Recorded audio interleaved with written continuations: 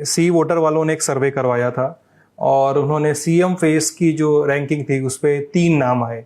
वरीयता क्रम में कहें सबसे ऊपर तेजस्वी, नीतीश जो थे वो तीसरे नंबर पे थे और प्रशांत किशोर दूसरे नंबर पे थे।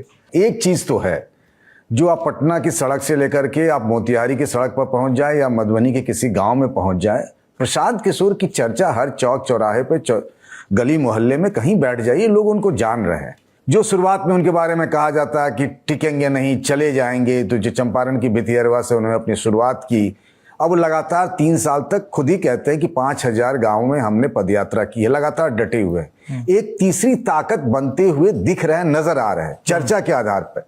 चूंकि अभी तक उनकी कोई परीक्षा नहीं हुई है, कोई चुनाव नहीं लड़ा जनसुराज पार्टी में, तो हम ये भी नहीं कह सकते कि क्या होगा नहीं होगा। लेकिन हाँ, एक जो आई बॉल्स के हिसाब से देखें और जो चौक चौराहे पे बातचीत होती है, प्रशांत किशोर एक ताकत बनकर नजर आ रहे हैं, इसमें कोई दो राय नहीं। मैं आपको ऐसी कई सारी कहानियां बता सकता हूं कि फलाने आईएएस के या फलाने डॉक्टर के, फलाने पढ़े लिखे लोग के, उनके छोटे भाई या किसी के नाते रिश्तेदार इन दिनों पिछले काफी समय से पटना में प्रशांत किशोर के लिए जोर आजमाइश कर रहे हैं। लेकिन प्रशांत किशोर के आसपास अगर किशोर कुमार मुन्ना जैसे 2-4 अपवाद को छोड़ दें तो कोई बहुत बड़ा जो पिछले कई सालों से पॉलिटिक्स में हो, रवा हो चुका हो, खपा हुआ हो, इस तरह के नेताओं की भीड़ मुझे नजर नहीं आती। उनके आसपास प्रोफेशनल्स दिखते, बिल्कुल कॉर्पोरेट स्टाइल में उनके सारे कार्यक्रम होते हैं, आपको उस तरीके से उनकी इमेजेस वगैरह आती दिखेगी। ये जो आप सर्वे कह रहे हैं सी वोटर के, जिसमें तेजस्वी यादव सबसे पहले नंबर पे, उसमें कोई चौंकाने वाली बात मुझे नहीं नजर आ रही है। लेकिन दूसरे नंबर पे प्रशांत किशोर का नाम मुझे काफी चौंकाने वाला लगता है कि प्रशांत किशोर एक मुख्यमंत्री चेहरे के तौर पर